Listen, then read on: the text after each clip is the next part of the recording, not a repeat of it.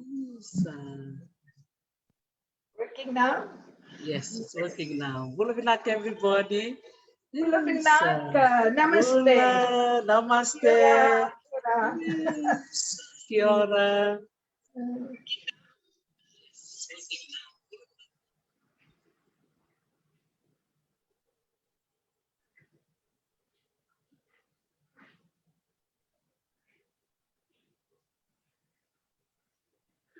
Yes, Bula Anna, Bula Western Australia. Wow. So they're all connecting from different parts of the world. Nirmala, Right, Bulavinaka, Australia, Bulavinaka, say Rusi na Bongi Bongi. Oh. Vinaka. Happy International Women's Day, everybody. And to you too, and everybody else listening. Yeah. So, Bulavinaka, when you go over Tayado, aloha mai Hawaii. So, Nakapolin turanga baby tiko suva, send Colin Sao, saying hello to our friends from the United States. Yes, Bulawale Sisudu, Bulawati Soni Tutoka. Yes, Bula may Cuban Bautelevo. Bula everybody. Bula Vinaka, Bula Rokara, Bula Monica Bunidilo, today, very, very good afternoon and very warm greetings to you all. Luciana Wanga, thank you to those of you who are logging in today and also acknowledging those who will log in after, because I know this video will go on to the YouTube channel and you're most welcome to share it. And someone has just said how beautiful your red and white dress. I'm pretending to be back in Fiji. Vinaka. As I often do. That is so beautiful. Vinaka, Wedigol Vertayado, Lucy Tandulala, Luisa, Bula Vinaka, Iliana Boli, she's from Ba. So your sister from Ba, Bula Iliana. Bula. So Nirmal Balram, she will introduce herself, but I know that she was born and raised in Ba. So for those of you who are from Ba, it's lovely that Nirmala is here representing the province of Mba. Nirmala for gracing our Talanoa channel today. I know it's 1 p.m. in New Zealand on a Wednesday. It's 2 p.m. here on a Tuesday here in Hawaii. And it's 12 o'clock midday in Fiji. So Bula Vinaka to everybody. Vinaka Bakalevu for logging in today. Yes. Happy International Women's Day, Nirmala. Oh, same to you, Tosi, and everybody else who's listening. Actually, Wednesday is a good day for me. I work from home on Wednesdays, so I'm sitting comfortably in my home, looking at you with the lovely background of the ocean. It's making me very homesick. Yeah. We always homesick, homesick of home. Always. Yeah. Whatever life has taken us to overseas, our hearts always in Fiji. So to kickstart our Talanoa today, I'd just like to welcome you, Nirmala, on behalf of all our listeners and all the people of Fiji, back in Fiji and abroad, to warmly welcome you and to also say thank you for agreeing to share your journey with us today. As you know that it's a celebration of the International Women's Day, and I was saying to you earlier on, before we started, was that you are, I think, one of the many women who has impacted my life, in so many beautiful ways. And so when I was planning for the lineup for this week, I was praying about it and looking at, who can be the ones that I can choose. And when I thought of you, and as soon as I emailed you, you welcomed, you just responded immediately with no hesitation. And so I really kind of noticed that you haven't changed at all. And you're still the Nirmala that I know way back in Fiji. So really want to appreciate you for that. So maybe if it's okay with you, if you could introduce yourself to us listening to you today. First of all, I'd say I'm a gypsy. I'm a gypsy. I lived my life in many countries, and I think there are few negatives, but most of it has been positive. And I think I will continue to be that person who will find new places to go to, new things to do, and look inwards a lot now. As I'm growing older, I'm looking more inwards and to myself, and hoping that this is what I pass on to the younger, the youth. Look inwards for inspiration. I mean, there are all these external factors, but look inwards, and that's important. So, as you've said, told my name already. I mean, it actually means a pure prince, a pure goddess, and I hated my mom for saying it.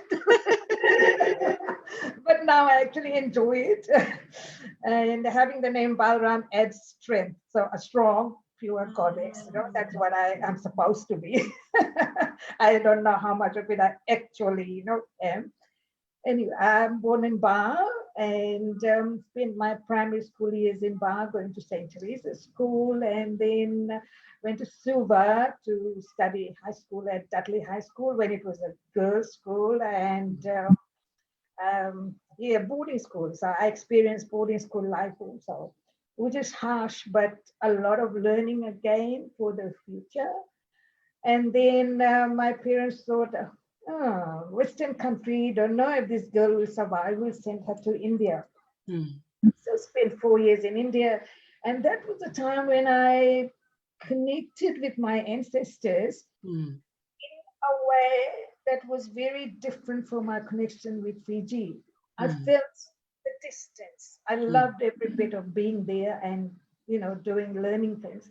But I also felt that distance. And when I got back to Fiji, I felt like this is my real home.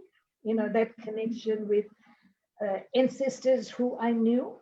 They were, they were in Fiji. They had been in Fiji. Their material, whatever, their spirits were in Fiji. And I realized that that was my real home.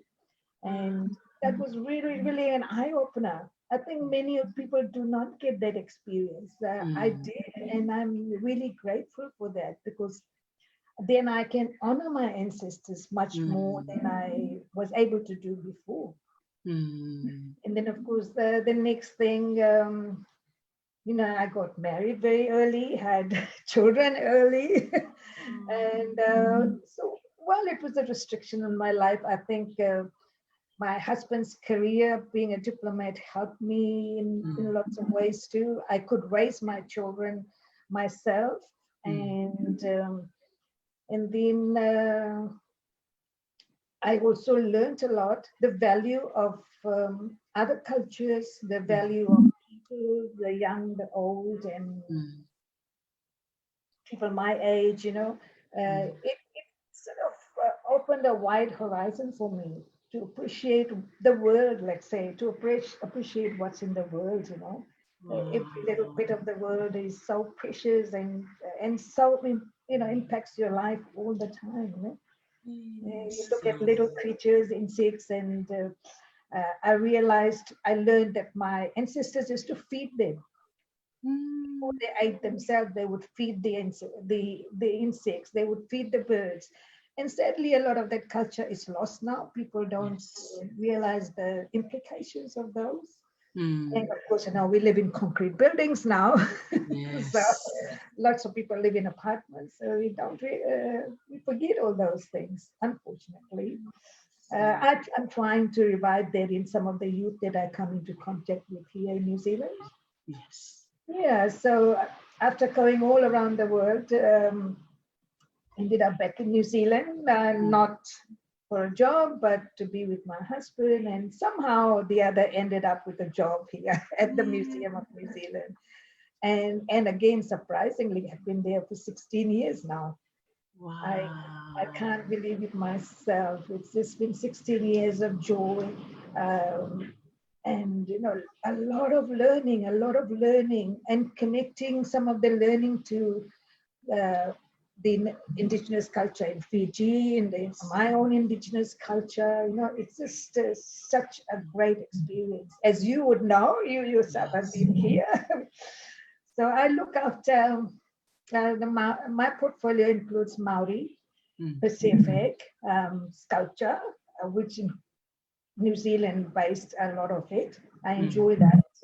Lots of stories to tell through contemporary installations. And then I look after history. I look after the natural environment. So I feel like I am the conservator for the museum. The only things I don't look after is paper, textiles, and paintings. So kind of like my job in Fiji at the Fiji Museum where I started. Right. Jack of all trades. Jack of all I would trades. say the other bit. And, I'm glad you mentioned your mother, in the beginning of your, when you were introducing yourself. That was really beautiful. Since we're celebrating, International Women's Day, I'm just wanting to find out from you, like, who played the key role in terms of, inspiring you to take the pathway of science? Because I know your background is in science, and there's a lot of our listeners listening in who are familiar with the word STEM. So science, technology, engineering, and mathematics. So what actually motivated you or inspired you when you were a young girl growing up in Ba to take up science and to take you to university and also to your career now? Interestingly, I was more interested in the arts, I would say. I was more interested in literature and the arts and history, because we had a very good history teacher. And then, in Fiji in those days, you set for exams and you got your marks, and people said, okay, you've got this mark, you go into science. And because unfortunately, that's the way that's the way they thought those days. So I ended up in science, and I did enjoy it. I did enjoy, especially the biology part of it, because with biology you can combine the chemistry that happens in your body and the physics that happens in your body. And to me, it was more about what's on Earth, all the creatures on Earth. So the biology led me to an understanding of how things happen within, and that inspired me to think of when things are dead, things are dead, and that's what I look after at the museum. Connect the living with the dead with the living. What we saw in the living things in my science classes connected with the objects that I work with now. And so it's sort of, while I enjoyed science and excelled at it and became a biology, chemistry teacher at various schools in Fiji, I always had an interest in the arts too. And I think that inquisitiveness is applicable to both science and art. We tend to divide it. I think I'm in the perfect career where we merge the two. We merge the two parts, the science and the arts. And I believe that there's a science in everything. The science in cooking, the science in cleaning your house. And so there's extend that meaning of science to include things that are simple in life, not just the high-tech stuff, So, technology is good, but I feel like that we need to look at the small stuff, and COVID has taught us that, that, basic stuff like cleaning yourself and things like that. There's a science behind everything, a reason for it, and to understand science as working for us, not us working for science. That's my belief now. As a youngster, I think I believed differently. It was a separate thing. Chemistry was in one place and biology, but connecting all the sciences is what helped me become a more knowledgeable person, able to make decisions using all those capabilities that I developed rather than just the bare facts, you know. Right. Wow, that's wonderful. And I'm glad you mentioned that, you know, that you were a school teacher. And I knew that because I remembered when you and I met at the Fiji Museum, Yeah, you were teaching. Were you teaching at Dudley High School? yes, I was. I Yes. was. Right. I So went. it looks like there's some of your students who are listening in. And so I just wanted to acknowledge all the teachers listening in. And maybe I should ask you, how did you end up in the teaching profession? Uh, Again, a very strange one. I had just graduated and come home, you know, Fiji in those days, and somebody, they heard about me, and that's when they came to the job to you, not you applying for the job. I never applied for the job. I joined it, and I loved the interaction with the youth. Inspiring the youth was very much part of my journey as a teacher. Knowledge sharing came afterwards. You know, being their friend, being their mentor came first. And then knowledge will be shared easily, you know, once they are in the same boat, you know, with you. Yes. And yeah, so yeah, taught in Bar, then in Suva, in various school, and in between I would go away. And once I was away for 8.5 years, Mm. and I sort of, I mean, I sort of my USP teacher training and thought like, can I really teach still, you know? Yes. So I had a baby, I went part-time and found my teaching abilities Wow. and knew that I could still do it. It was sitting somewhere in my head and it would come out, you know, and it did come out. And I really, really enjoyed teaching. For me, seeing even now today, seeing the success of those students, you know, that's the Yes. legacy. It's not about me; it's about them, you know. And there's just so many that are doing so well in life, you know. I feel so proud of them, and that's my success story, not me.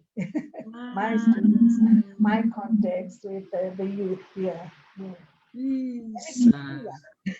Yeah, that's so beautiful. I like that. And Maureen Pickering just commenting and agreeing with you know, things that you were saying before in terms of science, making Yeah, science work for you yeah, rather than you working for the science. It's actually a yeah. very, you know, interesting phrase and a very interesting way of looking at Mm, science. I mm. think many of us who are listening in today, I mean, I'm one of them. You know, I look at the field of science and it looks very difficult, but there are Yeah, people who enjoy it, and you're one of them. yeah. Mm. Because I don't take it too seriously. I think everything is important in life. Yes, Yeah, absolutely, yeah, yeah. absolutely. Mm. Wow. And in terms of your travel, because I know your dear husband, Mr. Balram, was a diplomat. How was life like for you as a mother and as a wife of a diplomat when you traveled around the world? I think traveling is good. It opens your eyes to a lot of things and makes you strong in yourself. Mm. I, you know, lived in New Zealand, Australia, Malaysia, US, UK, and uh, and of course visited a lot of other places and all my dreamlands not covered yet. But it made me realize we are all the same but yet different, and the Yes. differences are actually beautiful. And as far as being in the cultural sector now, I feel like you never lose your culture when you're in a place. You always add a little bit more to your culture, giving you that, or giving that verification of some of your cultural beliefs, you know, Mm. and spirituality. And so I came back disappointed a little bit in the beginning, thinking, "Oh my goodness, my those who started me, you know, doing so well, you know, Yeah. academically, sorry, professionally, and there was me, you know, just." But I looked at the good that I gained. I was able to raise my children myself and enjoy the youth and have a good influence in their lives, in their future, and then also appreciate, like I said before, everything. everybody, for their beautiful souls. So everybody's beautiful, perfect. That's how I feel.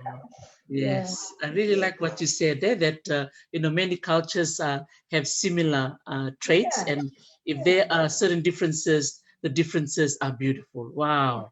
That is so wonderful, and that actually reflects a lot of you as a person, Nirmala, right? The way you are always hospitable, to everybody, even those of us, I remember working at the Fiji Museum, you're always, so motherly to everyone. And you were like, sort of like the light, in the institute. And like your office is always full of many of us coming in to talanoa with you, a lot of giggling, a lot of that kind of, how can I say, a lot of that positive energy. And I think that's something I really like about you. I think that's what my manager tells me at Tepapa. So they don't want me to go. I feel like it's time to, retire. They said, no, it's part of that. It's like you learn as you grow old. I think you learn. You make mistakes. Everybody makes a lot of mistakes you make. But if you don't learn from those mistakes, it's a pity. I feel like that I at least try to learn. Whether I have learned or not, I don't know, but I try to learn from my mistakes and keep learning. Learning is something that is a lifelong experience. And like, for example, even if you take me personally, I was born in the Hindu home and I learned about Hinduism. And then I went to a Christian school, a Catholic, and then a Methodist, then Anglican college at university. So to me, that was enhancing me, enhancing my life, being able to have that opportunity to learn. When I see people who don't understand each other, I feel sorry because they haven't had that opportunity. So opportunities also, we need to give people opportunities to learn. Wow. That for me is very important. Yeah. Yes, And finding ways of doing it in a nice way.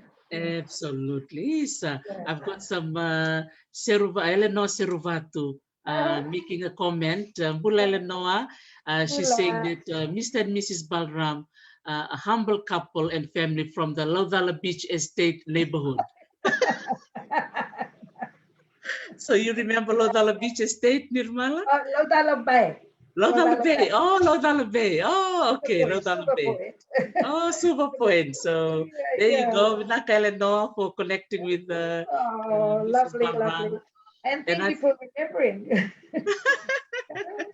And I really like what you said, being a teacher, you acknowledge your students, the success of the students is more of them rather than you. I think that's something really beautiful about that. Yeah, for sharing that, because there are some teachers that are listening in right now, and I'm sure they will share the same sentiments. Yeah. I mean, I don't know if you remember, I used to have these clothes also that I used to design myself, and the fusion clothing, and that was for Parents' Day to make the indigenous Fijian families who came through, and that was my little way of connecting with them. So once they connected, they open up and they talk to you about their children without that fear, kind of a barrier, without a barrier. Yeah. And so making an effort to do that, was important to me as a teacher. Yeah. Yes, wow. And then what took you from the teaching profession to the museum? How did that transition work? Can you explain to us? That was again, my life has been what you might say like meant to be, because there was this ad in the Fiji Times put in by Kate about a conservator. Of course, there hadn't been a conservator there for 10 years. I think Gladys was the last one. And then, so I was hesitated, but my husband said, oh, this description is of you. So I applied, and then I didn't want to go to the interview because, and then my school principal, he said, Mrs. Koroi, she said, if you don't go, you're going to be known as that person who never turns up for interviews. So I had the interview on Friday, offered the job by Kate on Monday, and I had to respond by Tuesday. So it was again and a very instinct kind of decision to do that. And of course, Kalpana was there, who had also been at the same school as me, and a few, all this, met a lovely set of people and a different job. Not that because I didn't like teaching, I love teaching. I'd never wanted to leave teaching because I didn't like it. But this was just transition into another place where I could contribute, hopefully. Wow, that's wonderful. I think Kalpana, Nand, and Kate Wusoniwelala, they will be listening into this interview. So Bulavinaka Kalpana and Kate Wusoniwelala, these are another two amazing women who were working at the Fiji Museum at the same time as Nirmal Balram and myself around the 90s. Yeah, I think that was a great time for the museum. We were just out there doing stuff, going to homes to collect objects, and waiting. I remember once waiting on the road for a taxi because I had this big object that somebody had donated to me to take to the museum. So that kind of commitment it just was so infectious, I would say. Infectious, yeah. We all were deep into it, Absolutely, because you were part of the team that put together the Indo-Fijian Gallery at the museum. Yeah. I wasn't there when it opened, but no, I was part of it. And I remember Kalpana going and picking up a pot from a chicken coop. Wow. and me going to Nosori and looking for things there. It was fun. It was fun. Yeah. Wow. That's fun. Absolutely. And look at that, from teaching and into the Fiji Museum and now at Tepapa. So how did that transition from Fiji to New Zealand? How did that work for you? Again, another, I know, meant to be thing happened there. I came to New Zealand with Balram as High Commissioner and of course was performing my duties, but feeling a bit lost because I had this big dream after studying in Canberra to come to Fiji at the museum and do something really big. Of course, you think you're very important at that point because you studied something. And then it didn't happen. So disappointment initially to lose that opportunity. But then, I showed my interest to Tepapa, and lo and behold, I get a contract position for 10 months. And my dear friend does not come back, and here I am 16 years later. Wow, that is so good. I'm so glad that you used the word opportunity in earlier when you were talking, and I really see you as a person that grabs opportunities. So any opportunity that comes your way, you take it. And I think for our listeners, thank you so much for tuning in today. I think that's a lesson that we learned from Nirmala, that she's someone that takes every opportunity that comes her way.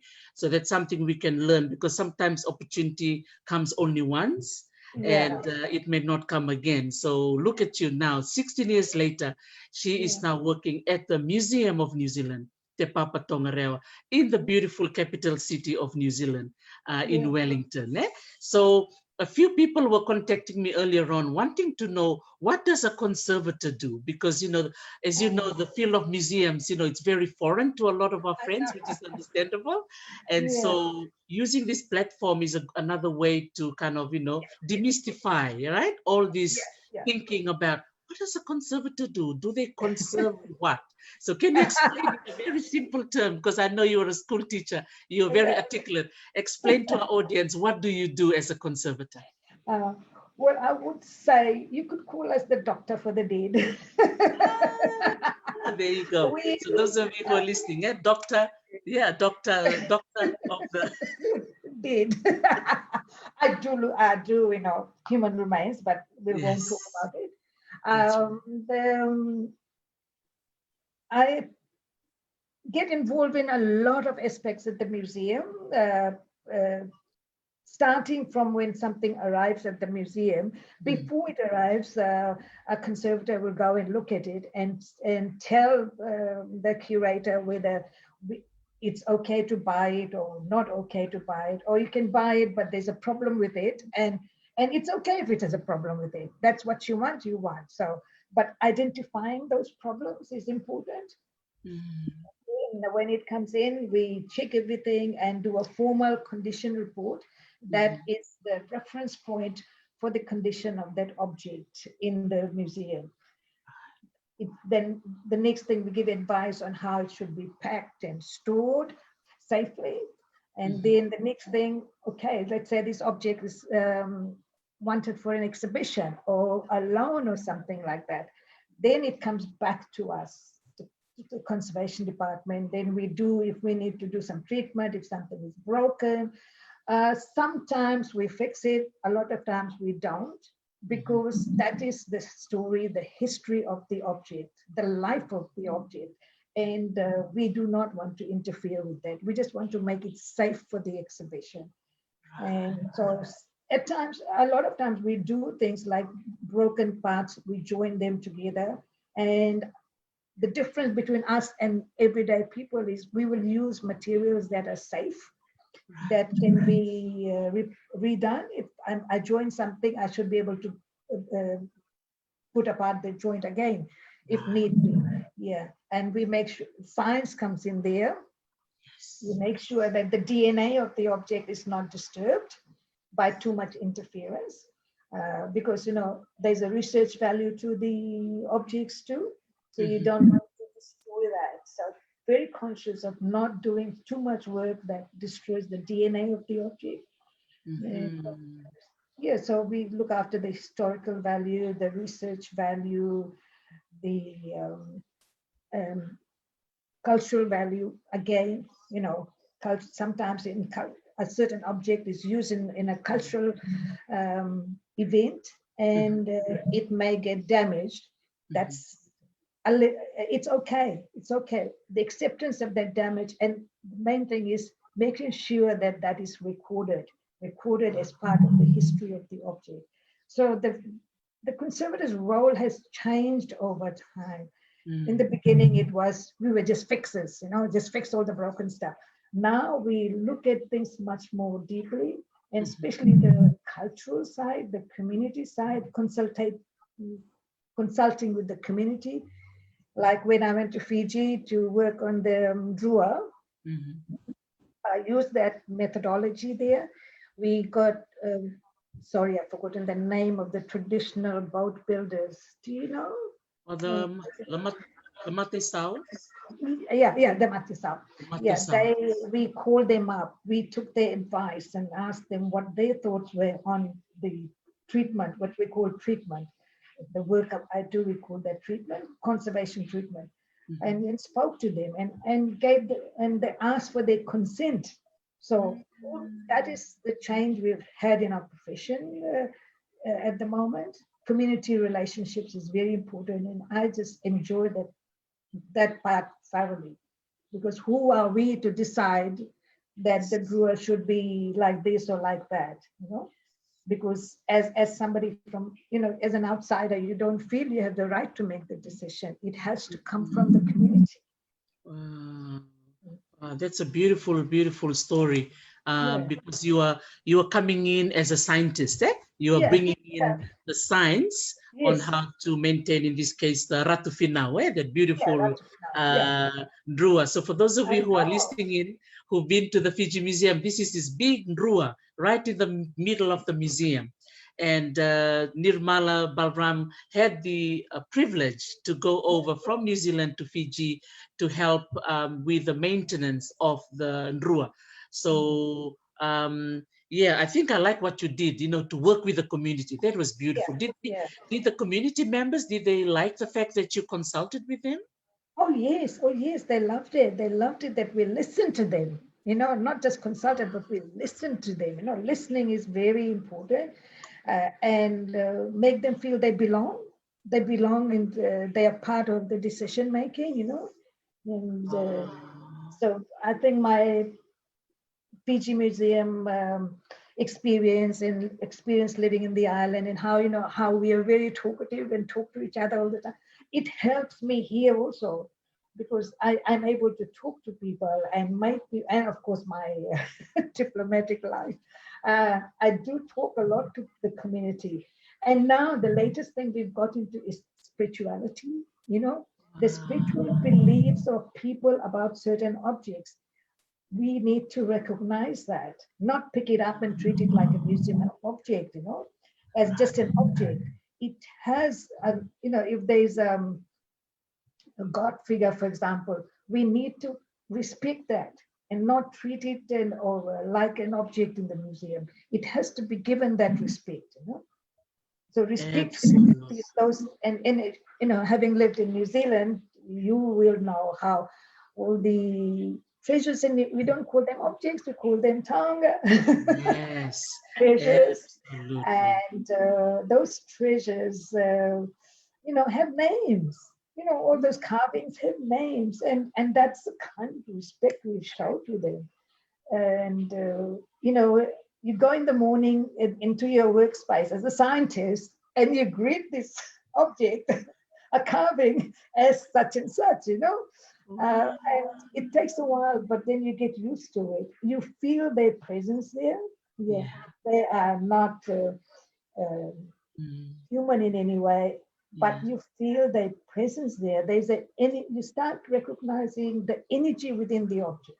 Wow. The energy that the artist has put into the object, the ancestors have put into the object. They have touched it, and that touch, we don't have a right to remove. We recognize that right.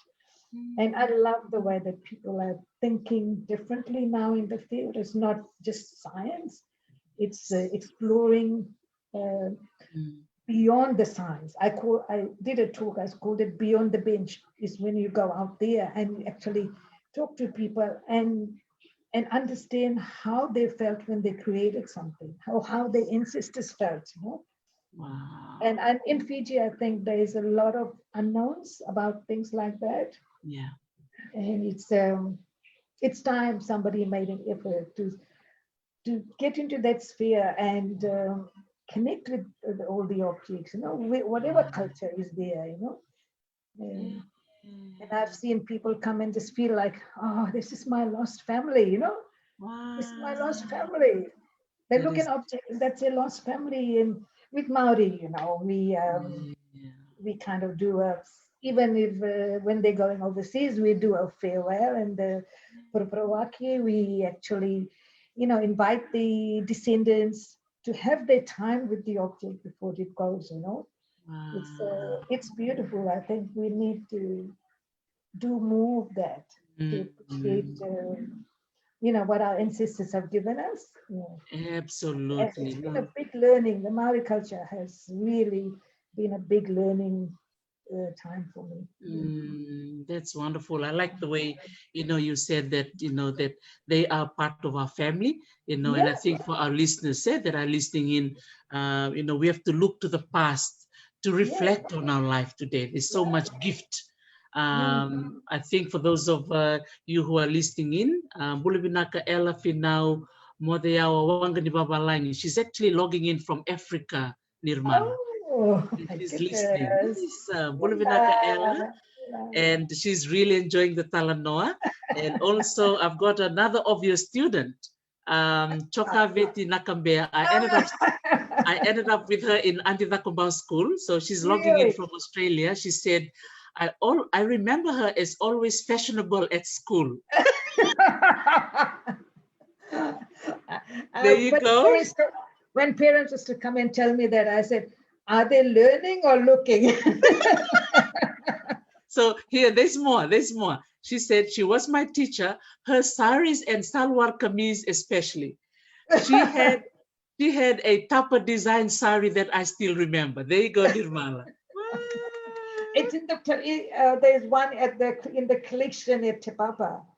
Oh, And I mean, wow. these things were, like I said earlier, were to connect. It's meant for connecting with the people. I just loved it when I walked down the street in Suva, and I would wear them very proudly, and I would have, Fijian, indigenous Fijians stop me and tell me how good it looked, and that was the biggest thing, that biggest joy, have someone appreciate what. And then somebody said, "Where did you buy it?" I said, "You cannot buy it." I made it. I made it. I made it. It's my feeling of who I am. I'm Wow. proud of who I am, and So that Nirmala. defines me. So I wear it on my sleeve, like you'd say. Wow. Literally, you wear it on your sleeve. That is so true. You put the It's my masi. identity. Yeah, you put the masi and the sari together. So there's another student, Mili Bueta, who also went to Dudley. So there's a lot of your students now talking to each other online, and they're Yeah. all talking about you on how they really, really enjoyed the time that they spent with you for you being a teacher. And Mili Bueta has got this to say. I'm going to read it to you. Yes, very fashionable. If I remember clearly, she never wears anything twice. So Because I made them cheaply. oh, that is so beautiful. So Vinaka Mili, Vinaka Tulia Seru, that is so beautiful that many of you are remembering her. Chokabeti Nakambea and Ella, Wanga Divavalang. So there's a lot of them connecting in and I'm on just remembering. Facebook. So Nirmala is on Facebook. So if you want to connect with her, you can connect with her on Facebook. But Nirmala has been doing such a wonderful work at the museum. And I know many of you might be wondering, what does she do? So she just explained what the job of a conservator, is. What does it consist of? Now I'm going to ask you a question. How can a young girl, because I know there's going to be a lot of girls listening in and their mothers, Yes. especially it's International Women's Day, how can you advise them if they want to be a conservator? What are some of your advice? Um, don't worry too much about the science, because I know that scares people off. You deal with chemistry and there are ways of doing it. But having a science background is I would say helpful. Then you get a better understanding. Like when I look at a piece of wood, I see the science in it and I see the beauty in it. And every little grain or mark on the wood, for me, has both the significance of the science and the art comes in there. So it's important to do that, and preferably have both, have science, because the arts bit is, but there are people who have done arts and gone back to that, and it's a bit harder for them to be a conservator, but you can be a curator, you can be a collection manager, a registrar. All those things are possible without that much of science. Wow. And then the training is the problem we had. We have to go to Australia. The closest place from Fiji where you can do it is in Australia. In Melbourne, they have a postgraduate course now. Canberra closed down because there's a lot of laboratory facilities needed and they couldn't afford it. So but Melbourne has started a course, so you can, after you've done your first degree, whether it's arts or science, you can apply to go there and do that. And it, as a postgraduate.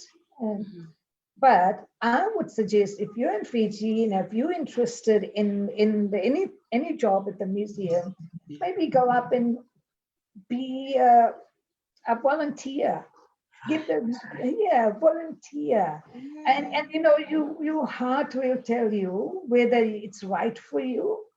It's a very much a three-way profession: the arts, the science, and then your feeling is very important.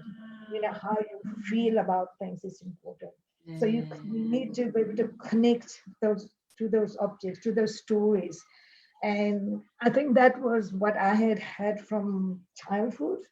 That interest in old things, one would say, but not everything in the museum is old, but interest in knowing history of my family, or other families. Yeah. And actually, at a very young age, enjoying those stories. When the Girmitias would tell their stories, how, there was this old lady who used to tell us how she ran away from home in the dark of night, and then came to Fiji, and she lived near us. So those stories, in fact, inspired me. I wanted to know more. So I think volunteering, spending some time at the museum, serious time, and see if you connect. Because you will not enjoy it if you're not, and it's a job to be enjoyed. A job is, I call it more of a hobby. A hobby that actually pays you. It's really, really gratifying. So connect first and see if you got the right skills, and if you don't, get those things, and then you travel out, or for a taste of it, you can actually see if you can get some to other museums and spend time at different museums and see the differences and where your heart feels is the right place. I mean, was a teacher, I could have gone for education at the museum, and I would have enjoyed it equally, I think, being with the children, telling them those stories. Storytelling is important. And we were lucky our grandparents did that. They told us the stories that we still remember. So it's a lot more inspiration than actual job seeking. So see where your heart is. We often get youth come into the museum here to spend some time with us, and some of them connect, others don't.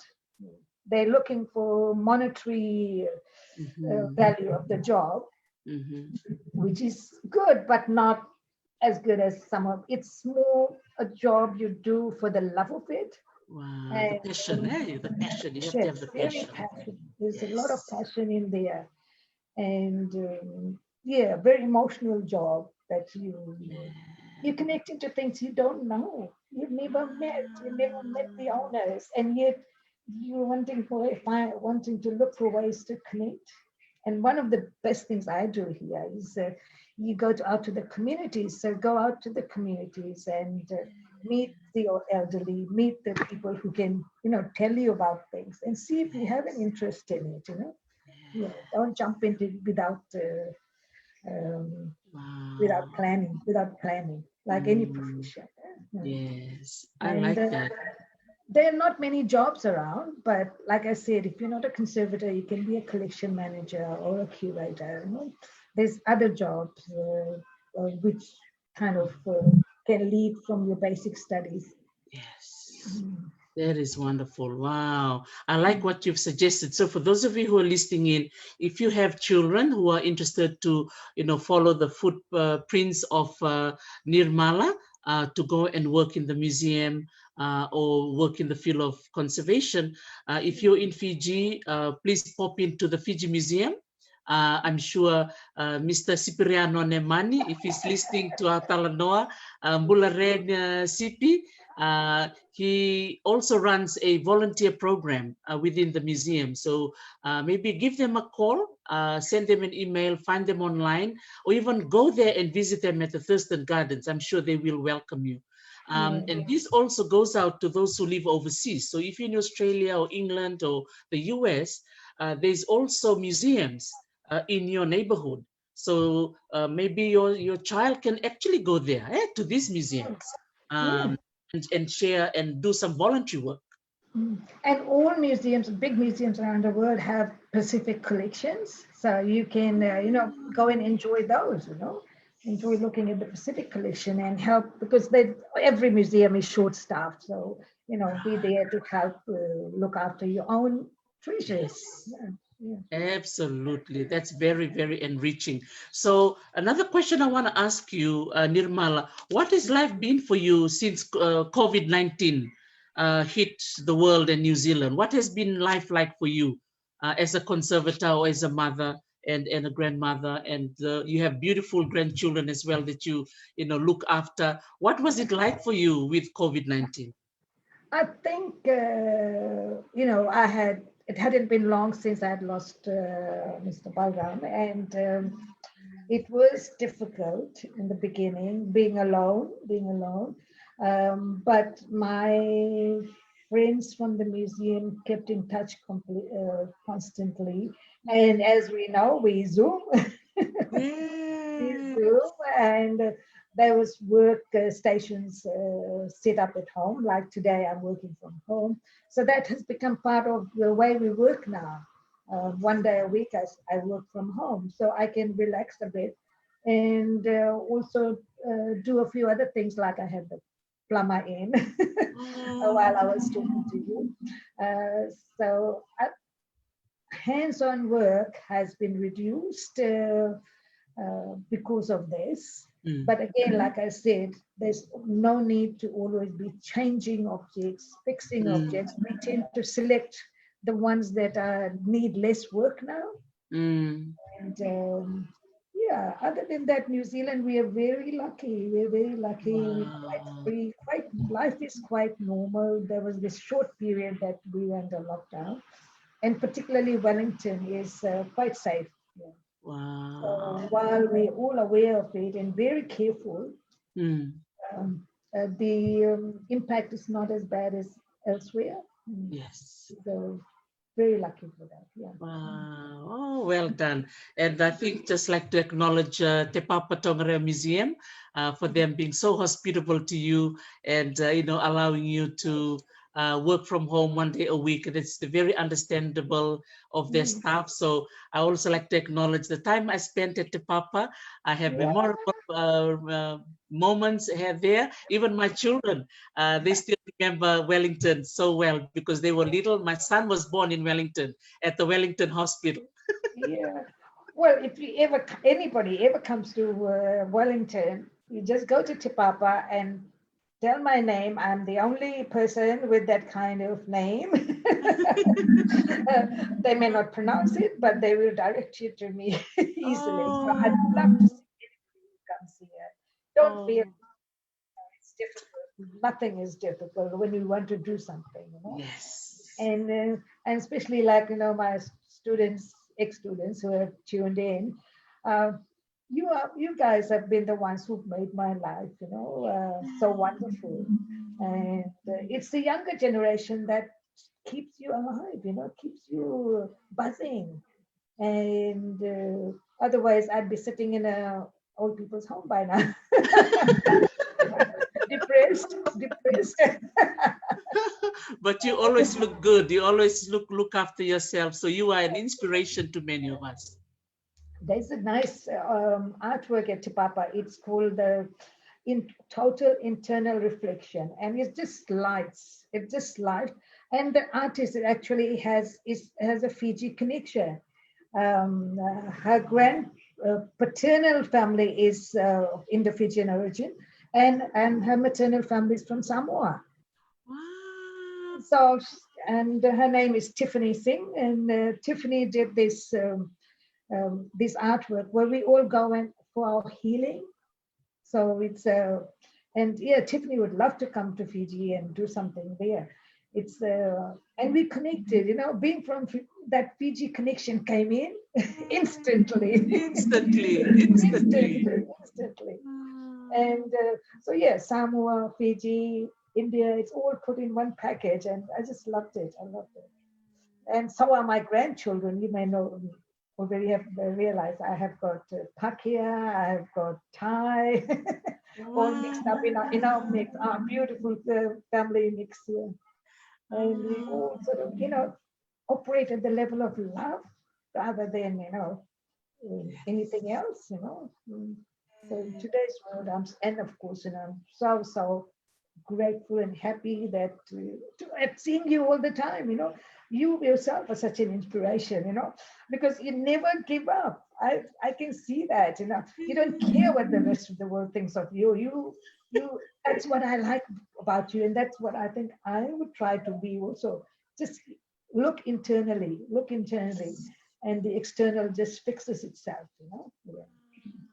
That is beautiful. I love that comment that you've given there. You know, so first of all, for our women and our dear Yeah, mothers and our sisters and our daughters, I yeah, like your advice. You have to look inside first. Let's yeah. look at ourselves first, and everything else will just, the ray of sunshine will just come out. Yeah. Yeah, yeah, it's from within out, no, not that Dudley. Yes, absolutely. Yeah, yeah. So Yes. I went to school there too. My aunties went to Dudley. My aunties were in the 80s. They were there when almost when the school started, probably the second or third lot of girls, you know.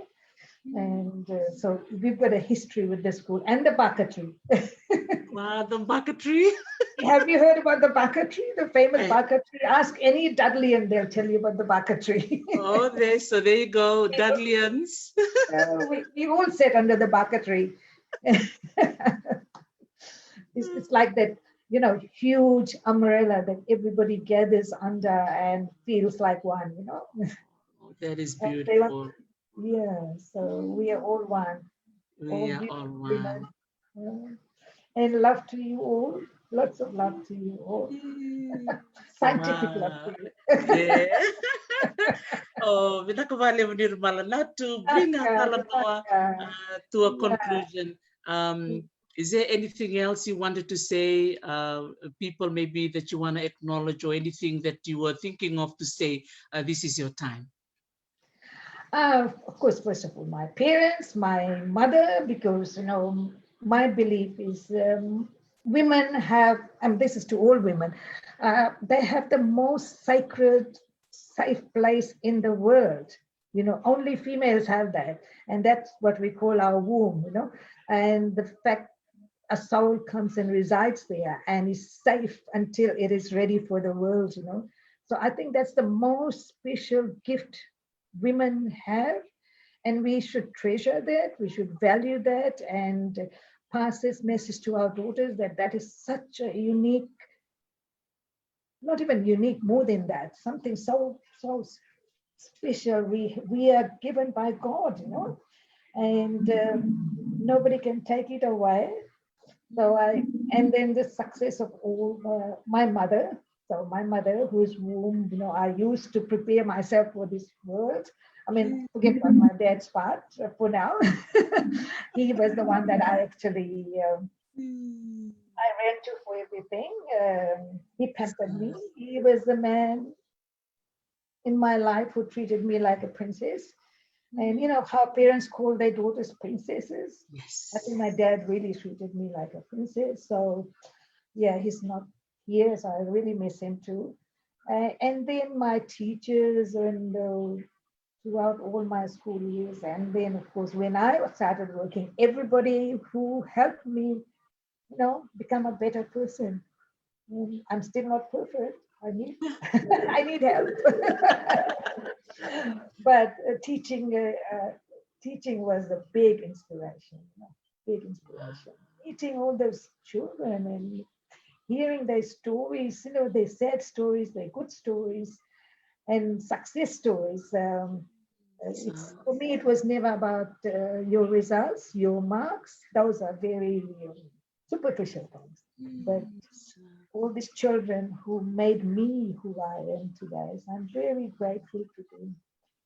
And my children who have done the same, you know, made me a stronger person that I am. And you know, your children are the ones who give you the worst time, but but it's all in love. It's all in love, and because they can. And but in the end of the day, you know, that's what you leave behind. And so grateful to God for giving me this life. I think that's this life to enjoy and hopefully have some impact on other people's lives. Yeah. Yes. And Wow. That is beautiful. Nirmala, from all of us who are listening in here today, from Africa, Vinakavakalevu Ella for listening in. So she's watching us from there. I'm not sure what time is it over there, maybe early in the morning. Vinakavakalevu Ella, and also your Dudley High School students. They're also sending their loloma to you. And I think from all of us, you want to say Vinakavakalevu to you, Nirmala, for being that shining light and a beacon for many of us. You've impacted so many lives. The students that you taught, those of us who were very fortunate to work with you in museums, how you looked after us. You're so motherly and very hospitable. And I was saying to you earlier on, I remember when I came over to Canberra, you know, I think I came there for my graduation or something like that, and you were there. You know, you cooked a big feast, and I felt like a queen that day, you know, and I still, you know, remember that particular moment. My parents couldn't come with me. Nobody else was there. I think it was only my namesake and the family from Sydney came for my graduation. But I think, you know, publicly, I just want to say, Vinakavakalevu to you for just being, welcome. just being who you are. You know, you've never changed. And I think your students are saying that your fashion style hasn't changed too. I have a spare room. I have a spare room. You know, separate spare room. So anybody wants to come and visit, you're welcome. Oh, oh, thank you. Hotel. Thank you. Big Bill Tikete. Who else did I write down their name? Maureen Pickering, Chokaveti Nakambea. So if you want to visit Wellington, maybe when the Wellington Sevens start again, you're welcome to visit Nirmala in the beautiful city, windy city of New Zealand, Wellington. Eh? Yeah. You can't beat it on a good day. Absolutely. Yeah, Wellington's home now, but yeah, but Fiji is the big home still, you know. Yeah, everything just, oh, can't express it. Anyway, love to you for staying in touch. And yeah, everybody else, stay in touch. Stay in touch. That's the best way we can, you know, inspire each other and motivate each other. Yeah. Absolutely. I'm a good listener. Yes. Happy International Women's Day one more time to you. And yes, enjoy the rest of the month, and say hi to Astuti and Aman and your beautiful grandchildren and your older son. Yeah, we all kind of remember them when we were in Simba, but I'm sure they're all taller. I know. And parents, and they are parents now. They are parents. Yes. Thank you so much. All the very best to all the work you do at Tepapa. Yeah, And again. sending lots of love from Hawaii. Thank you. See you again. Nirmala. To all our listeners, thank you so much for stopping by to say hello to Nirmala and I. So she's logging in from Wellington. I'm logging in from Hawaii. And Nirmala, I have to tell you, Ella just mentioned to me that it's 1:08 a.m. in Sierra Leone. It's 1 o'clock in the morning. Thank you so much. So much. She has a lot of energy. She has.